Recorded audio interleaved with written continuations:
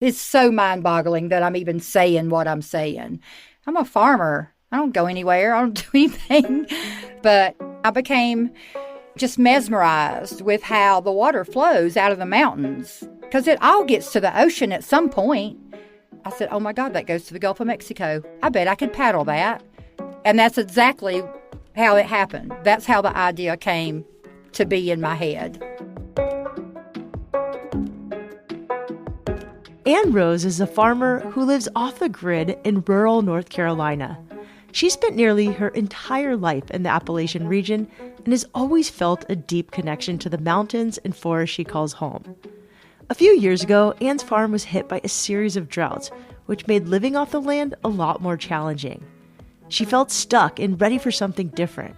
So at 58 years old, Ann decided to go on an epic adventure. The plan was to kayak all the way from North Carolina to the Gulf of Mexico. Along the way, Ann had to face unfamiliar waters, unpredictable weather, and more than a few alligators. I'm Shelby Stanger, and this is Wild Ideas Worth Living, an REI Co-op Studios production presented by Capital One and the REI Co-op MasterCard. Ann's farm is located in the tiny town of Lansing, North Carolina, which has a population of just 155 people.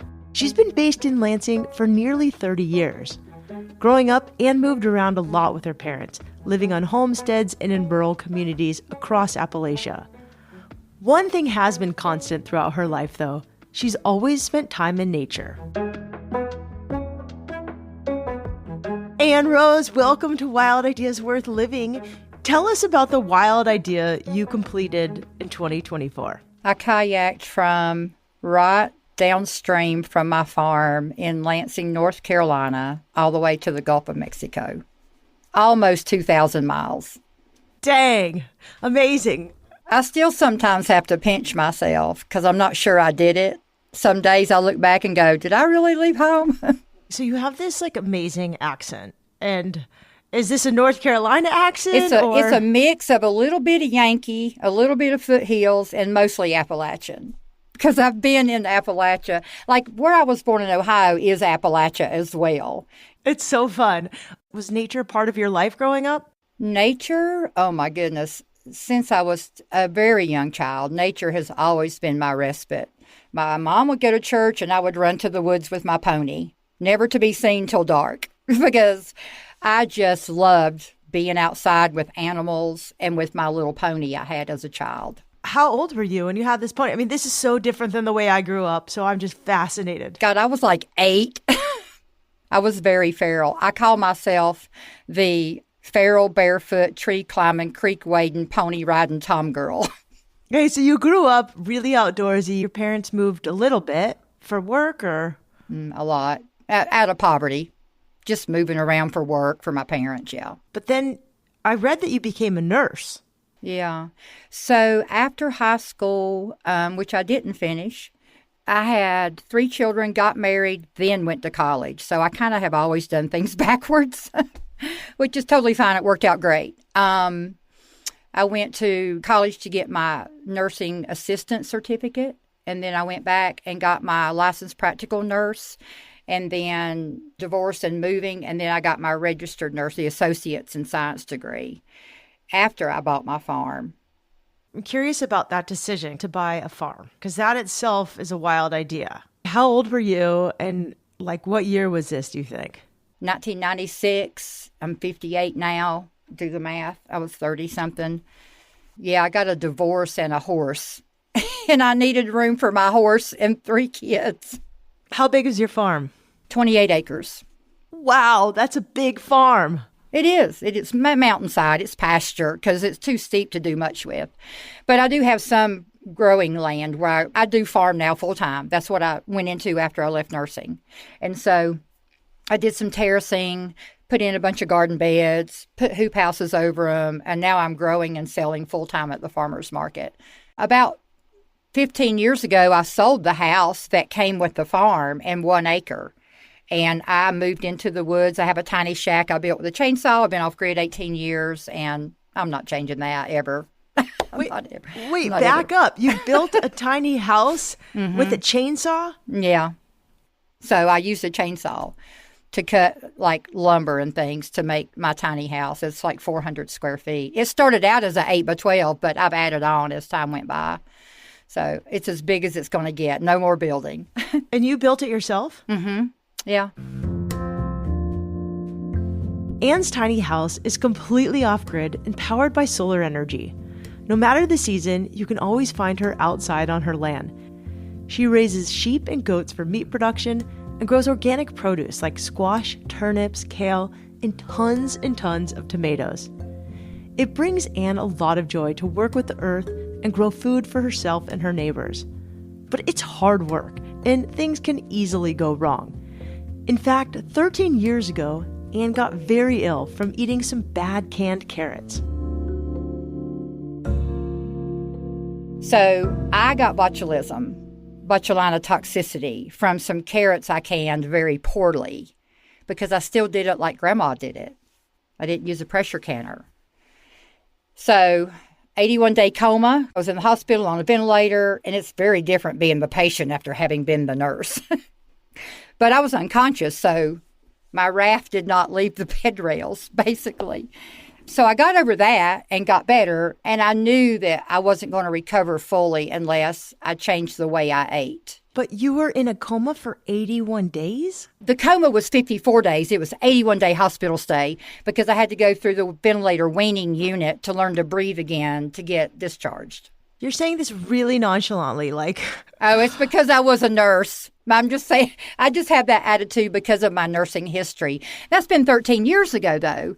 So I've had plenty of time to recover from that. But then 6 years after that, I developed cancer. I had lymphatic cancer, oral lymphatic cancer. Because as a teenager, I was a dumb little smarty pants who thought she knew everything, and I smoked and I drank.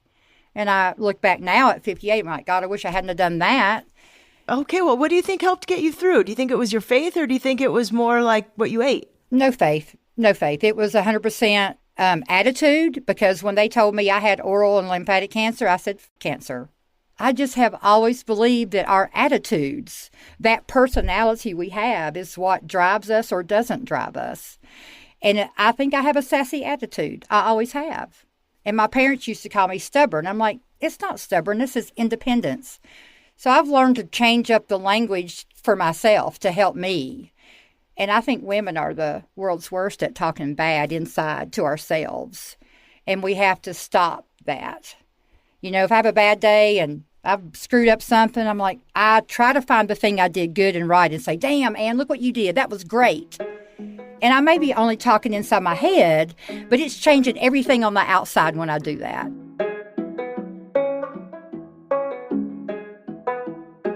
Just 6 weeks after her diagnosis, Anne had surgery to remove her cancer. She was lucky to recover quickly, and 5 days later was back to work on the farm. Even though she still gets short of breath, Anne stays physically active. For most of the day, she's on her feet, chopping wood, planting, and harvesting. In her spare time, Anne loves to kayak and explore the local creek and river near her home. She's been paddling for decades, sometimes with her girlfriends and sometimes alone. 20 years ago, Anne came up with a wild idea to take her kayak farther than ever before. Let's get into your wild idea. I could talk to you for days about so many things, but you had this wild idea just recently, right? 2024? Well, the idea was 20 years ago, but I let it recede to the back of my mind, and I gave up because I was working and raising 3 kids. So the idea had been there, but smothered under life, chapters of life. Okay, what was this wild idea? Okay, so I live in the mountains, and I have a little stream on my property that runs into a bigger stream, into a bigger stream, into a river. And one day, when I was doing home health nursing, driving up through Ashe County, up by the North Fork of the New River, I'm looking at that water, and I'm like, where is all that darn water going? All the time. It runs all the time. And I had just left seeing a patient who met me in their backyard. He was 90 and wasn't standing on a cane. And I was looking, I was mesmerized. I didn't hear him approach me from the house because I was mesmerized by this spring in his backyard, a pipe 8 inches across that was just shooting water out of it, like a full stream of water into a little rock branch in his backyard. And he walked up to me and he said, "Jonas up?" And I was like, "Excuse me?" And he said, "Jonas up." And I realized he meant, "Do you want a sip of water?"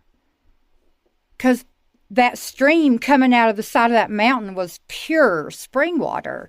And he reached down and took a drink with his hands. And I was like, "Oh, okay, I'll do that." Which I drank out of springs before, but he invited me and I thought, why not? And when I left his home, I watched the creek from his house and I became just mesmerized with how the water flows out of the mountains, because it all gets to the ocean at some point. So I started thinking about it, and I broke out the old paper road atlas, and I went, da, da, da, da, da. I said, "Oh, my God, that goes to the Gulf of Mexico. All of my water here goes to the Gulf of Mexico. I bet I could paddle that." And that's exactly how it happened. That's how the idea came to be in my head. What year do you think this was? That was in 2005. So you had this idea in 2005. Were you still divorced at the time, or? Yeah, I'd already been divorced. I lived in Ashe County with my children. The primary reason I probably put it on the back burner was because I was still raising my children. So once they were gone, I did think of it, and I thought, well, I'm farming full time. What season can I leave and not lose crops and not get crops planted? When is the right time? And I argued with myself for a few years because I was procrastinating. Part of that little voice in your head was going, "You can't do that. You have too much work to do."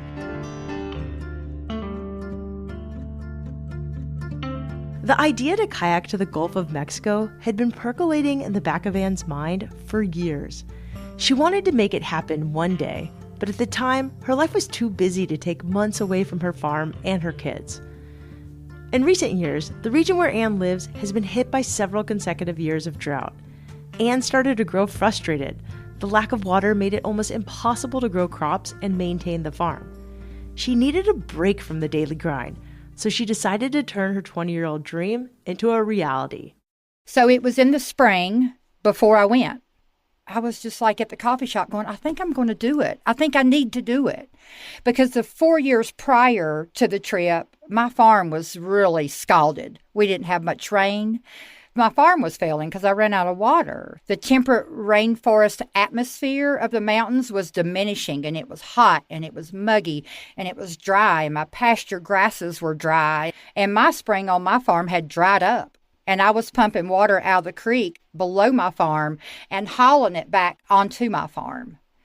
So I had this it day, and I'm like, it. I'm leaving. I'm not doing this another year and go in the hole and spend my savings and not have crops to take to the market after the month of July because it quits raining. So it sounds like you had a bad drought year. Like you had a year 4 years no water, in a row. 4 years, and you're over us. So I was at the coffee shop whining on my laptop because I go to the coffee shop for internet because I don't have internet. And this young lady walks in and she said, "My friend Brittany wanted us to meet." And I had mentioned it to a few people in the farmer's market summer before. And she says, "I'm a documentarist, and I heard you're going to take a long kayak journey, and I'd like to film it." And I went, "Really? I'm just kayaking." Like I still didn't think much of the whole journey. For me, I was running. I was getting away from some failing farm business. I was at that point, I was just like, F it, I'm leaving. And that was the attitude I had when I left. I'm like, I'm out of here, y'all. I'm tired. I'm older. I can't farm like this anymore because I can't haul water like that magnitude of hauling water. And I was like, yeah, if you want to, you can film it, but I'm not sure why. She's like, it's a long journey. I think we should film it. And I said, I'm too old to wait. I have to do it now or never. I'm leaving in 3 months. Can you be ready? She's like, I guess.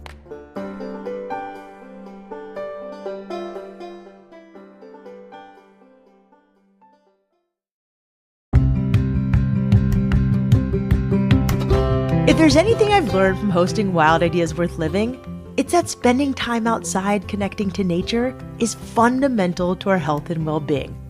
I've always believed that a little adventure is life's antidote to just about anything. But the truth is, millions of Americans lack access to the outdoors and don't feel safe or welcome outside. That's why every year Capital One and the REI Co-op MasterCard donate $2 million to the REI Cooperative Action Fund, supporting nonprofits that create a more equitable outdoors for everyone. Plus, the REI Co-op MasterCard offers great benefits, rewarding everyday purchases to support your outdoor adventures. To top it all off, you can see if you're pre-approved for the REI Co-op MasterCard with no risk to your credit score. Visit rei.com/MasterCard-podcast today to learn more about these benefits and to see if you're pre-approved.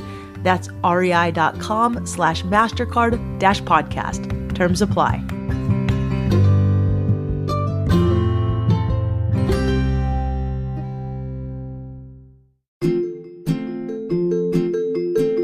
As an avid surfer, I spend countless hours in the San Diego sun, chasing waves and going for runs on the beach. But did you know that even with proper SPF protection, the sun and other environmental stressors can still damage your skin? Over time, this exposure can lead to inflammation, premature aging, and an increased risk of skin cancer. That's why daily after sun care is just as essential as applying sunscreen, and why I'm excited to introduce you to Terns, a San Diego-based company committed to redefining what it means to have healthy skin. Crafted by world-renowned scientists, Terns' high-performance products are powered by a potent blend of marine and natural ingredients, promoting optimal skin health. I personally love their flagship Everyday Moisturizing Lotion, which helps restore and repair your skin barrier after a day of surfing. And for those intense sunburns, their Mayday Gel Cream promotes rapid regeneration. So whether you're catching waves or hiking trails, I highly suggest making Terns a part of your daily routine. Check out their incredible line of products at terns.com, that's TERNS.com, and use code WILD to receive a 25% discount off your first order. That's WILD at checkout to get 25% off.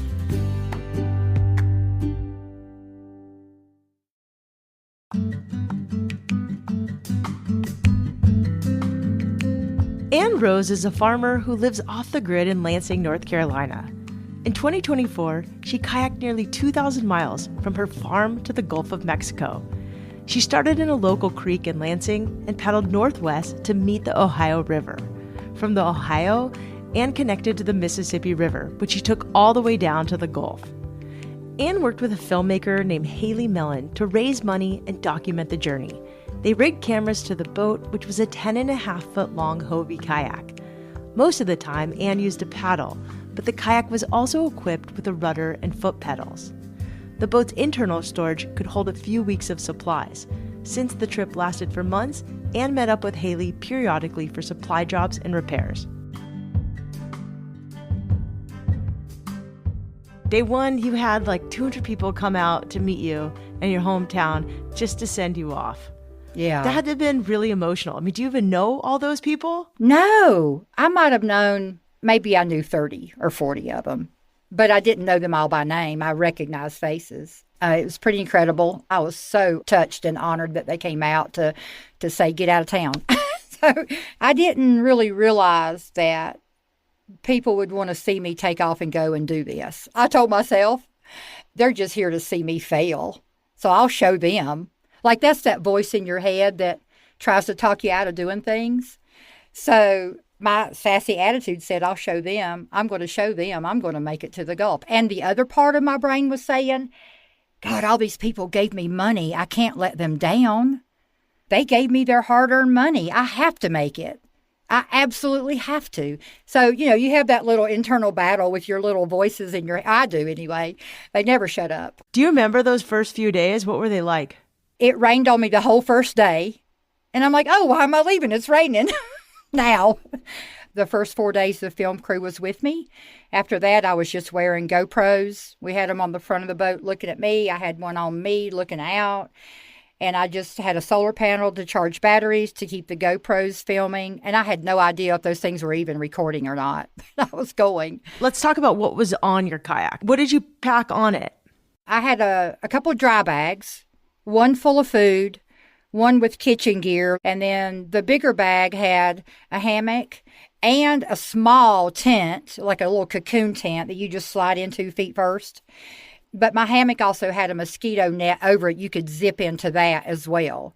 I took both of those, and I took a couple of changes of clothes. I don't know why. I stunk so bad the whole time, I didn't even need to change. Because the water, I bathed in the New River. I was afraid to bathe in the Ohio and the Mississippi because of just the pollution there. And there's no place really where it's not industrialized. There's very little areas of those rivers that are natural. Did you have like safety equipment? Life jacket. In the state of Virginia, you're required to have a life jacket, a safety whistle, and a knife. I got to the Ohio River before I realized I needed a flag on my boat so the ships could see me because I'm so tiny on a kayak, which my cousin Kathy fixed up for me with some crap we bought at Dick's Sporting Goods with a bright orange hunting vest we cut up and stuck it on a piece of PVC pipe. And I took it all the way. It worked all the way. I had a Garmin, a mini Garmin that my neighbor who does a lot of large animal hunting loaned me. So my kids and my immediate family could track me and see where I was. So if I got like separated from my boat or my phone, I could still communicate with that with a short few words text, and it gave me weather updates because I did not have much cell service the entire way. Very little cell service. Where exactly were you sleeping? I did a lot of stealth camping. So that's like where you sneak and hide and don't let anybody see where you're at because you're a little freaked out about where you're at. So on the Ohio River, the river banks are covered by factories or chain link fence. There's not many places to get out. So I paddling, it's getting dark, and I find this small tributary coming into the river, and it's between two barge stacks. And I paddle in there really hard, and I get up in the waterway, and I'm exhausted. I am beat by the heat. I get up about 50 foot of this little tiny tributary, barely deep enough to float my boat. And I'm so exhausted, I pull my boat up and I laid down my camping mat and I lay down. Like I don't put up my tent, my hammock. I don't drink water. I just laid down. And I laid there just like all you can hear is the hum of the factories on either side, just buzzing and whirling and clanking, and it just reminded me of some weird movie from the 70s. And I'm laying there, and this little fawn comes out of the woods, steps over me, and I'm just looking at it. I didn't move anything but my eyeballs. I just laid there. A little spotted baby fawn steps over me and goes and gets a drink of water from the stream and comes back over me and hops back into the woods. And I just giggled for like an hour. I was so thrilled to see that there was a wildlife thing in that part of the river where it was so mechanized and full of industry and noise and stinking pollution and rotten fish. And this little deer just comes right out and steps over me. It just gave me a lot of joy to see that baby deer there at that minute. Yeah. That's amazing. And I just laid there and slept all night. Cowboy camped. I love it. Yeah. Cowgirl camped. Yeah.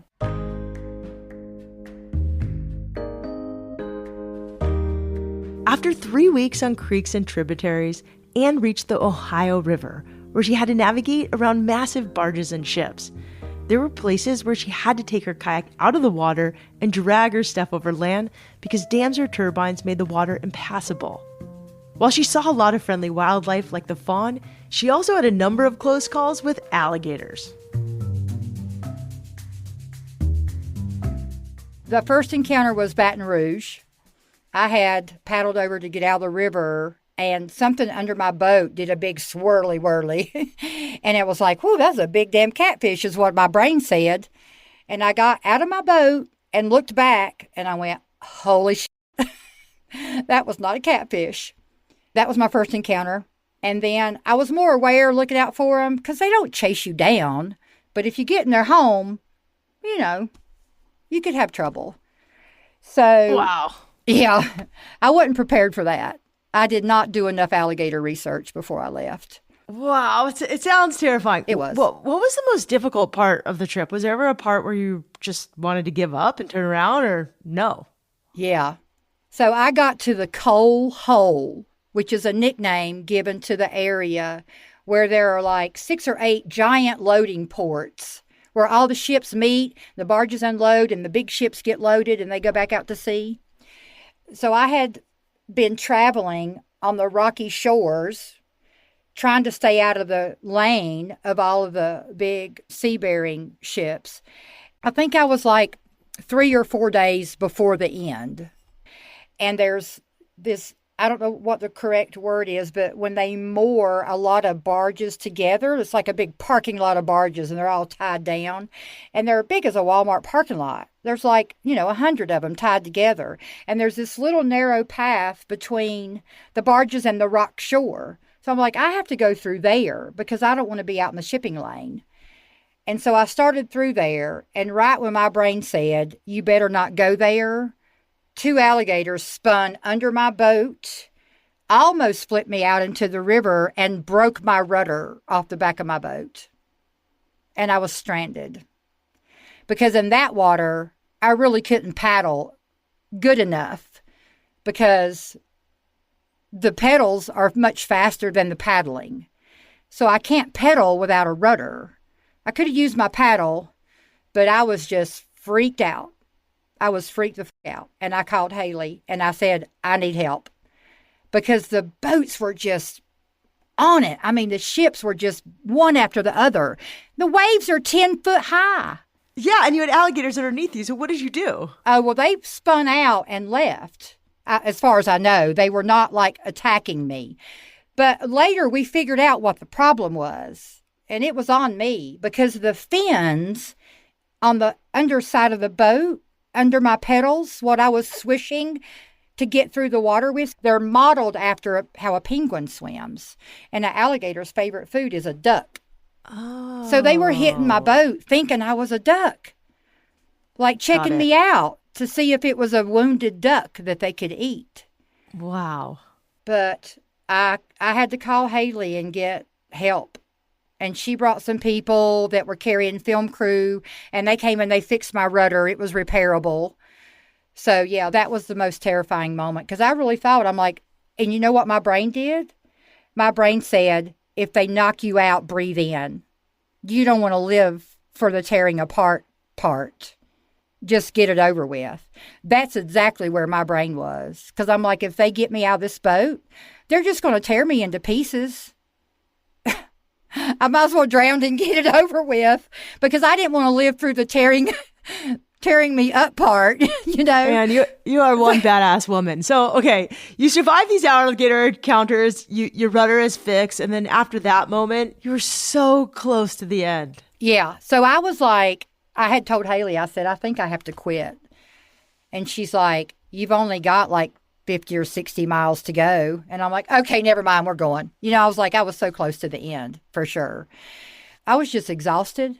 I was stressed out. I was sunburned all to hell. The damage I did to my skin will never be repaired, even through sunscreen, through lotion, through hat, through UV clothing. I was frazzled at the end. But I had enough energy to pop a champagne cork when we got to zero. Yeah, that must have been pretty crazy. Like, you had to feel really good about yourself. This was like a 20-year plus dream in the making. Yeah, and you made it happen. How do you think this trip changed you? Definitely a bunch of changes. So, go back to botulism. Having been sick and recovered, having had cancer and recovered, those 2 events humbled me quite a bit. And this has just been the icing on the cake. Humbled me to see the support of my neighbors and my friends and my people in my village. It's humbled me to see how many people. There were people on the river. There's like all these social media pages. You can say, hey, I'm at mile marker, da-da-da-da, I'm out of water. People just show up. They just show up. The river angels, like the Appalachian Trail has the trail magic people. The riverways have river angels, and they just show up.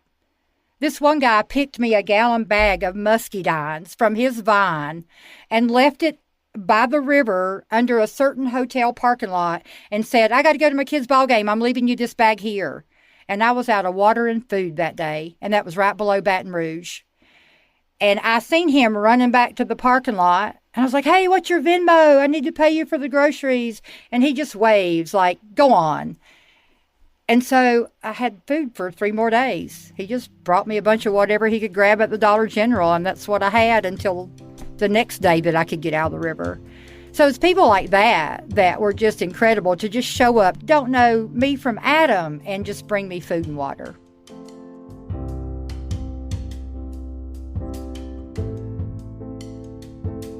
After 82 days on the water, Anne finally arrived to the Gulf of Mexico. It was a triumphant finish, but she was confronted with an unexpected surprise on the other side of the finish line.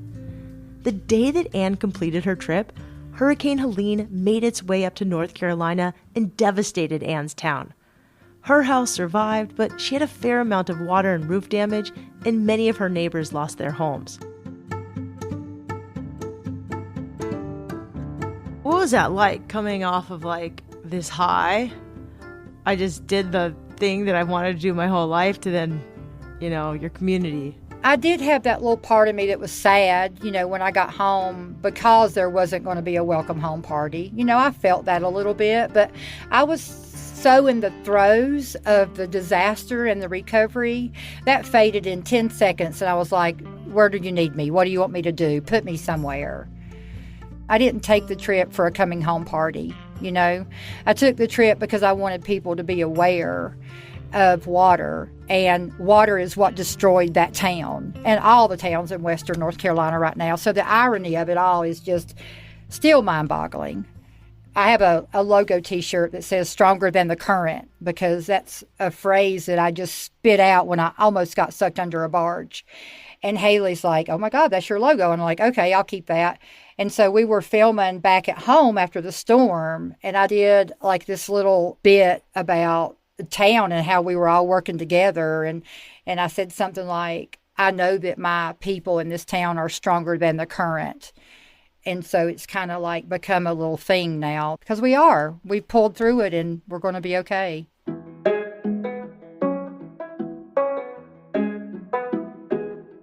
Over the past year, Anne's community has banded together to rebuild their town. While she's been focused on the recovery of Lansing, Anne thinks about her kayak journey often. She's excited to share the adventure with folks as Haley's film makes the rounds at various festivals. The movie is titled River Warrior. You can find out more about it on Instagram at River Warrior 2024. To keep in touch with Anne directly, you can follow her on Instagram at Rose Mountain Farm. That's RoseMountainFarm. Wild Ideas Worth Living is part of the REI Podcast Network. It's hosted by me, Shelby Stanger, produced by Annie Fassler, Sylvia Thomas, and Sam Piers-Nitzberg of Puddle Creative. Our senior producers are Jenny Barber and Hannah Boyd. Our executive producers are Paolo Motola and Joe Crosby. As always, we love it when you follow the show, take time to rate it, and write a review wherever you listen. And remember, some of the best adventures happen when you follow your wildest ideas.